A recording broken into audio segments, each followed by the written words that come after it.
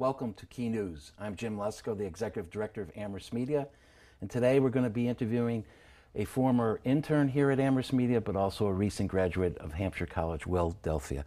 Will, welcome and congratulations. Your recent film was your final project, your Div 3 thesis over at Hampshire College.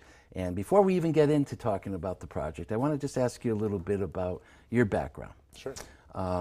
When you came here last summer, you were talking, and we were talking about doing citizen journalism, and you were very ready to go and try out. But you told me you really were interested in social justice, specifically labor. Where does that come from? What's the background for you? Yeah, it's a great question. So, I'm a transplant to the Valley like a lot of Hampshire students and a lot of, let's say, students in general who end up here. I came from Ohio, Columbus.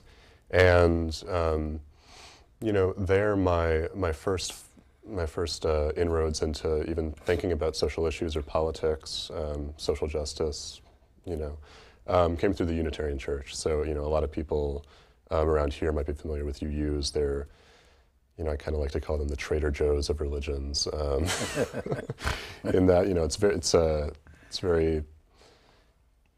it's very happy and liberal and has a,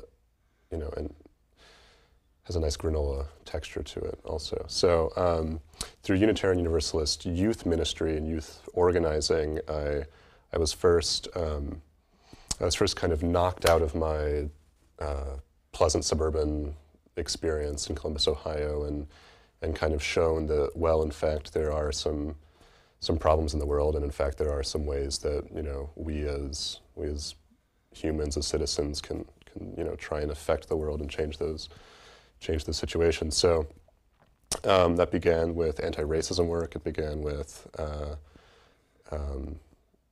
of learning about feminism and the history of the women's movement. It began with particularly reproductive justice. My first kind of job in any movement was an internship in my senior year of high school, lobbying on behalf of comprehensive sexuality education. So, I guess from an early age, around 15, I became a kind of an activist or someone interested in social change and doing that effectively. So. It wasn't until I got to Hampshire that I really started connecting the dots with economic justice and labor, and there was a pre-existing framework that I came to Hampshire with of, it's as someone with privilege, it would behoove me to learn as much as I can about history and about social change so that I can be an effective activist, and that's. I think what I did, what I wasn't expecting, was that I would throw in video to that. And so when I got to Hampshire, I started taking film classes. I began to kind of bridge those two things, be it the activism and then also video production and filmmaking eventually. So when you were here during the summer of 2011, there was some labor disputes going on. I know that you had done some conversations with Jobs for Justice and other organizations in the area. You want to just talk really briefly about what did you cover last summer that was pertinent to this area? Yeah, so on the Amherst Media website, a lot of these videos are still accessible. Me and the other citizen journalism interns and other people in our little working group that worked on that, we got out to cover the Verizon strike. A lot of Verizon landline linemen, kind of technicians were on strike because their contract was up for renegotiation, and Verizon was being, let's say, looking out for their profits and not particularly for their workers. So, as that's different as the line would go. Yeah, right. Surprising. And so there was a concerted effort to show solidarity with the Verizon workers on the part of Jobs with Justice and other local groups. And so it was really kind of that small pushback and movement that the videos were about. We went out to the Verizon location and talked with some of the striking workers, and then there was a rally in Northampton at their regional headquarters that I also filmed and edited with another intern, Katie. And so, in addition to that, I got a chance to do a video about the Massachusetts Nurses Association and one of their projects kind of calling out Wall Street for let's say, making billions without paying money on it, without paying taxes. So that was one of the other videos that came out of that citizen journalism project. So that brings us to, I remember speaking with you, and at that point, you had already planned your Div 3, your final thesis on this project we're about to talk about specifically, and that it looked like it wasn't going to come to fruition. There were some real problems with, I forget whether the logistics and the money to get there, and possibly you can talk a little bit about that. But what became known as the Tejidas Juntas, or Stitched Together project, I'm really, I got to be honest with everyone that's watching, is that I saw the show on your presentation and with a live audience, and we'll talk about more about that after we see a clip. But I mean, it's very impressive, and congratulations. But what was that travel for you? How did it come about pulling that all together? Well, I mean, and this is kind of, you know, I'm a young person, I haven't had many experiences, but I think if I'm beginning to suspect that here's a universal truth, which is that, you know, through acquaintances and friends and networks, things just work out, because that's what happened with me. And that, you know, if you make friends with people who are connected to things, they'll help you out, and that's exactly what happened. So I initially found out about the subject of the documentary, Alta Gracia, which, having not said it before, it's a union-made, living-wage T-shirt factory in the Dominican Republic. And I first found out about this through friends, through two friends, Mike and Brian, who I traveled in Mexico with. And they were a member of a group called USAS, which is United Students Against Sweatshops. And so this is a group that exists on college campuses. It's your kind of archetypal student activist group. They have their rallies and their demonstrations and their campaigns and their demands. And one such demand that group has is that university school stores should drop contracts with suppliers and brands that abuse workers' rights, generally in the developing world, in the global south, because that's where a lot of apparel production is happening, if not all of it now.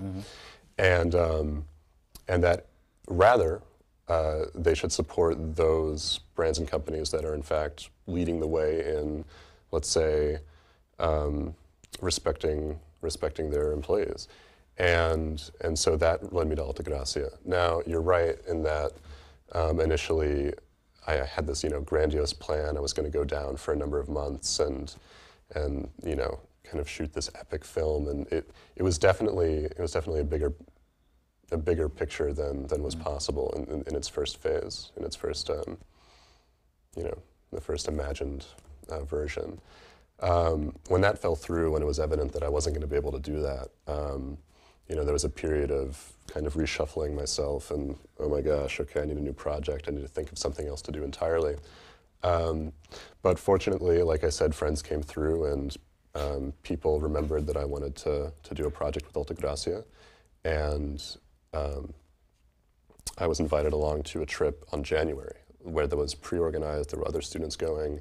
It wouldn't be such a rugged adventure for me because, you know, there's a schedule and a van and stuff, but it actually turned out to be great because the subtitle of the film is Workers, Students, and the Movement for Alta Gracia. And so by being there with a group of 20 other American students, you really get to kind of see snippets. You know, I don't hark on it because the story is really the story of Alta Gracia and the workers. But you get to see the interaction and the relationship between these people who are actually making T-shirts and then the students who are let's say, advocating for on their behalf back in the United States at home.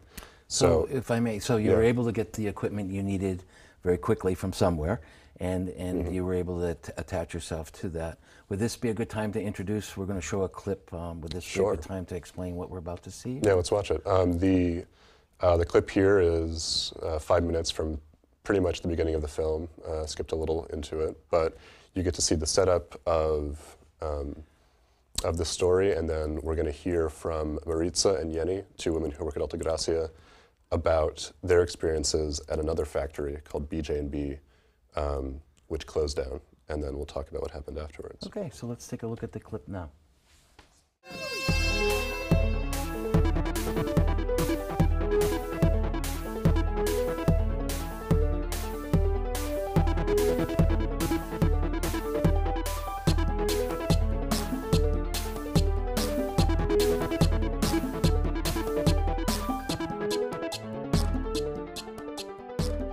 About an hour drive from the capital city of the Dominican Republic, there is a small town called Villa Alta Gracia.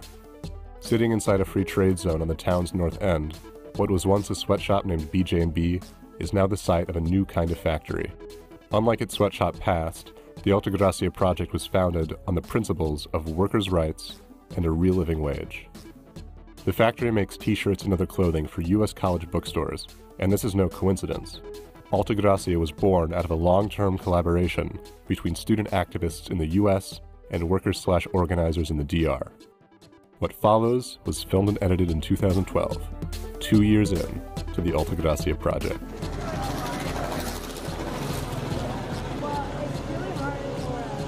Right now we are walking to the Alta Gracia factory to take a picture with everybody and all the workers.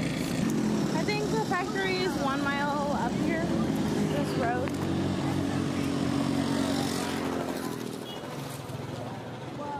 Hola, ¿cómo están todos? Mi nombre es Jenny Pérez, soy trabajadora de Alta Gracia y soy secretaria de finanzas del sindicato que tenemos en Alta Gracia. Fui trabajadora por más de 18 años de BJB.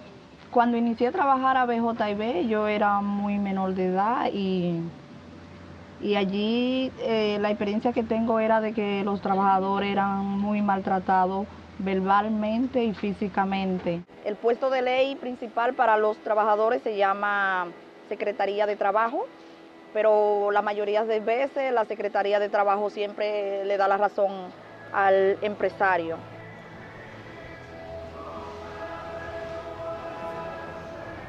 ¡Ay! ¡Ay! Dile que no la batata que te estaba diciendo. Ellos saben,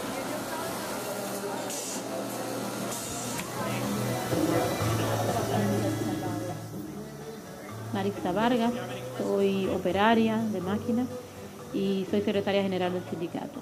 Bueno, el sistema de zona franca llega a República Dominicana para paliar supuestamente el desempleo. Viene un modelo con un salario más bajo que el devengado de otro trabajador, le quitan muchos derechos a los trabajadores y le pones más beneficio a los dueños de empresa. También las facilidades de exportar y de importar sus mercancías también se le facilita, pero para nosotros los trabajadores y trabajadoras es un atraso, ya que el trabajador no tiene tiempo de estudiar, el trabajador no tiene tiempo para la familia. También la libertad de organizarse es totalmente nula. Para poder un grupo de trabajadores organizarse en estas áreas hay que tener una batalla muy fuerte para poder lograrlo. Los trabajadores deciden organizarse cuando encuentran a esta persona que deciden ayudar, que es la federación que se llama Fedotrazona, y ahí es donde por primera vez ellos encuentran el apoyo para hacer esto y la confianza de que por primera vez se va a hacer de la mejor forma y que se va a hacer realidad. Y me cuentan que la lucha y el proceso que tuvieron los compañeros para organizarse en estos momentos fue bastante secreto, porque la empresa ni nadie podía saber que estos trabajadores se estaban formando para hacer un sindicato. Por la razón de que si se daba cuenta alguien o se daba cuenta la empresa, inmediatamente iban a ser despedidos. Empezamos a hacer el trabajo de afiliar el 50% más 1, que es lo que pide la ley dominicana. Fue una lucha que se mantuvo constantemente entre la gerencia y el sindicato, porque a pesar de que la empresa sabía la fuerza que tenía el sindicato, para así tener mayoría y empezar a trabajar con un convenio colectivo de mejores condiciones de trabajo.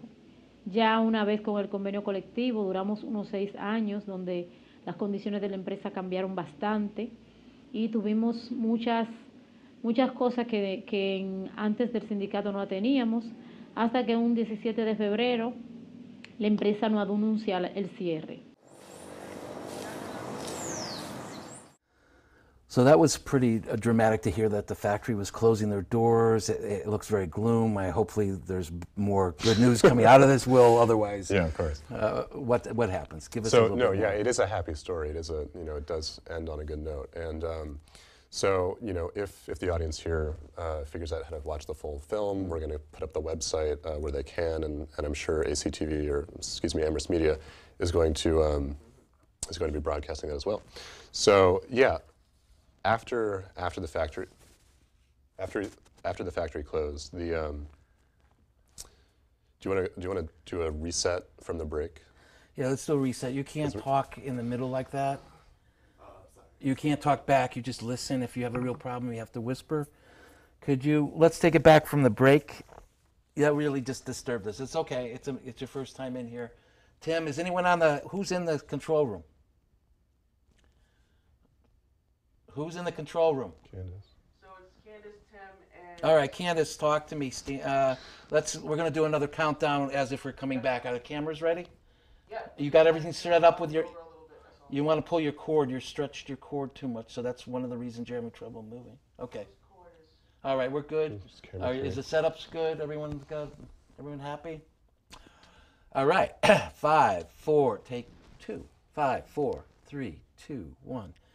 All right, we're back, and Will, hopefully what we just heard is something more positive came about. There's the closing. So how does this evolve for the women and for the organization? Yeah, exactly. So the film does have a happy ending.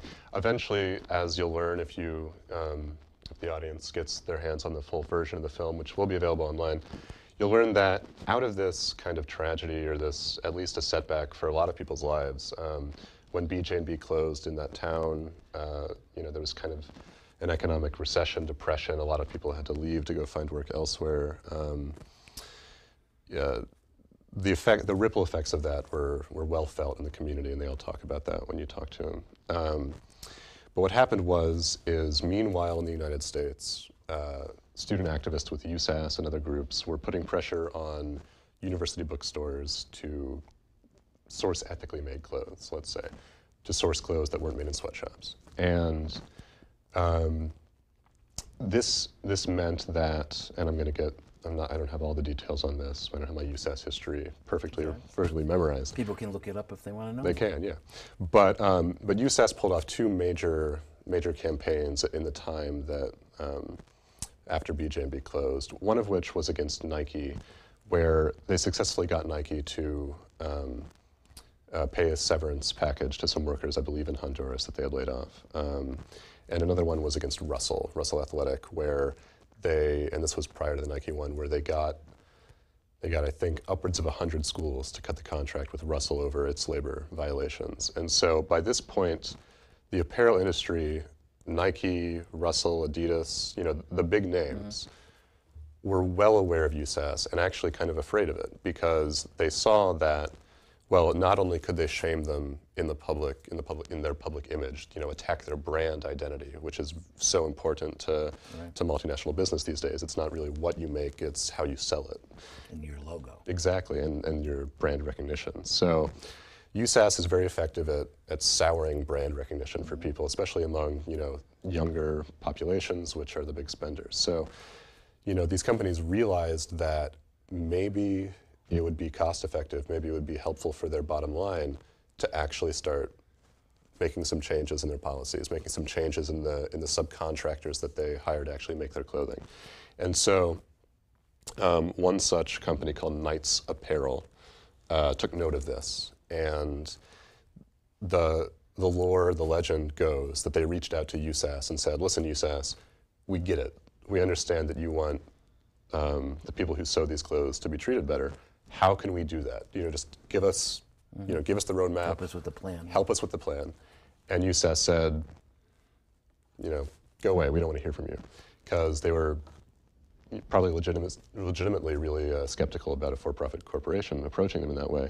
Eventually, conversations happened, and they said, okay, well, there is a location in the Dominican Republic that has a factory building. It's got a lot of machinery left over. It's got Trained workforce. You know, a trained workforce that's hurting right now because their old employers, BJ&B, which was making clothing for Nike and Reebok, their old employers left town. And so here's what you need to do.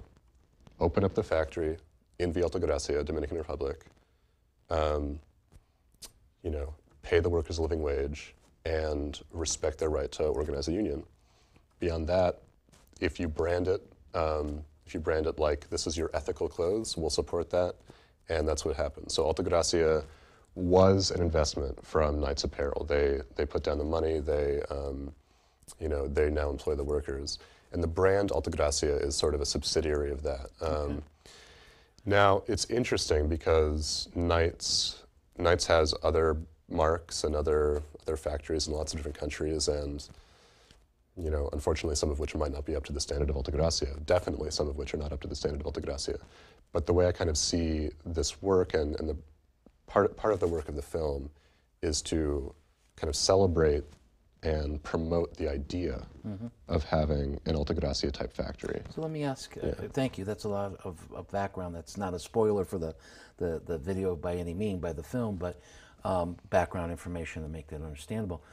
The other component is on campuses where really there's such a large population in the United States alone, not to mention worldwide, that have the opportunity, young people who, some taking courses in social justice, economics, etc., they have the ability to put that kind of pressure on their own universities or colleges by going to their own college bookstores or centers, whatever they're called, right? And administrations and faculty. It's not always, shouldn't always be put on the students, but it's a very large population. There has been success on certain campuses.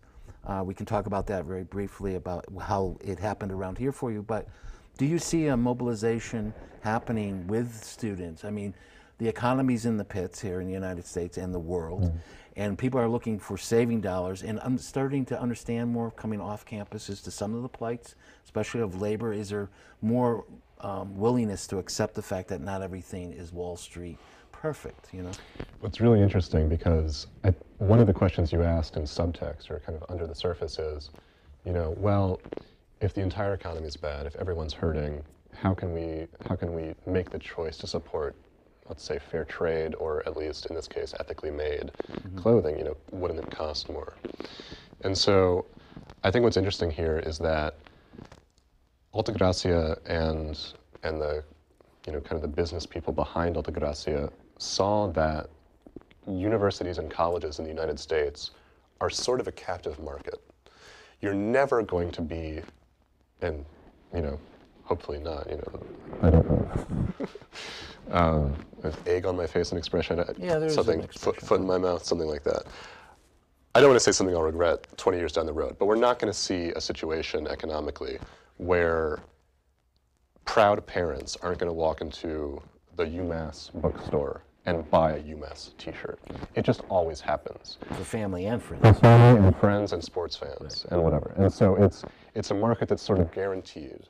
And so on the part of students who would like to mobilize in support of Alta Gracia, all they need to make sure to do is to make sure that Alta Gracia is in the store and the rest will take care of itself. Because if given the option between a $20 Nike t-shirt and a $20 Alta Gracia t-shirt, I think people are going to choose Alta Gracia. So when the parents and the family goes into a university such as the University of Massachusetts, Amherst College, a number of them in this area alone, and they have an option. You just said they could pick up a $20 Nike or they could pick up a $20 Alta Gracia. But they have to know the difference, correct? There has to be some education that's either prominent on campus or available before they even walk in. So how are we doing that? How are the students and yourself and the organizations trying to get that message out? Right, exactly. So, I mean, for my part, one easy answer is this film. I mean, I'm making it pretty widely available. We funded the release on DVD via Kickstarter, which means that the DVDs that we're selling can be sold for very cheaply. You know, we're trying to shoot for $5 retail price, and that's going to be through the International Labor Rights Forum website. And then in addition to that, the film is being released on Creative Commons license, which means that if anyone with the will to do so wants to copy it, share it with their friends, distribute their own copies, upload it, download it, share it, remix it, whatever, it's perfectly within their freedom to do so, and that's a choice that you know, I made as the maker to make it available. But let me ask you too. I mean, so there's a way of tracking this in a difference from many documentaries when one does one, right? That really the sales can be marketed and followed a little bit. Do they go up? Do the purchases of Alta Gracia's materials expand on campuses?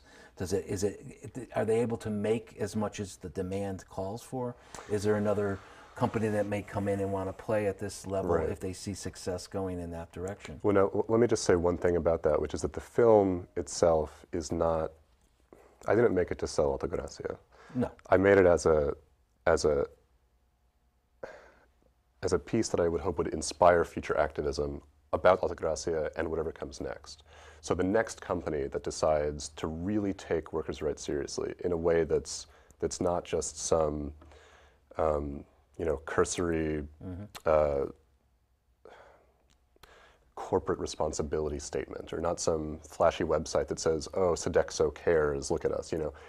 The next company that wants to actually, you know, do something positive for labor, you know, I would hope that this film and the example that it sets would lay the groundwork for the next group of students, the next group of people to support that. So yes, I'd love to see Alta Gracia succeed, but I really want it to be used as a case study for how models such as this can make change in the market. Yeah. I understand what you're saying, but my point is that Nike and others, there's going to be actually a way to look at the impact of this, as opposed of just this should be done, this is the right thing to do, that is being stated, but there's a way to actually see what kind of impact it's having on the campuses.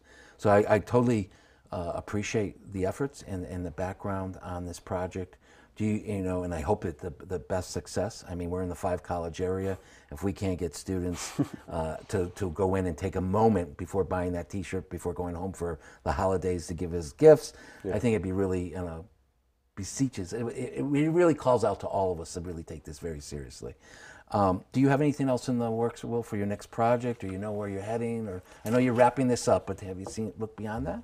Well, at the moment, I'm interning for a local filmmaker, and I may continue that in the fall. I think I might stick around the Valley for a while just to see what's here. Okay.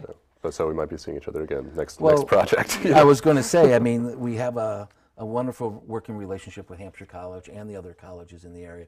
It was great having you here last summer as an intern. It's really nice to have you back as a guest to talk about your project and that you took it all the way to the finishing touch. And the night that I got to see your release of it, you had, I think, 4 or 5 different sites, college sites. About 10, actually. 10 sites at other colleges with the downloading and watching it simultaneous with your live audience, and also down to the Dominican Republic for the workers to watch. Via Skype, yes. Yeah, via Skype. And that was just another form of organizing that I saw that you used the technology in a very creative way. So I congratulate you on all of that, and I look forward to watching how your career continues to move, and you're always welcome here. Thank you. I'll do one little plug for the website. So we're going to put this across the bottom of the screen, I assume, but it's www.altagraciamovie.info, and starting on July 19th, 2012, you'll be able to watch it for free, download it in HD, or do whatever you'd like with it. So please check it out. And that's it for us today here. Thank you for joining us, and have a good day.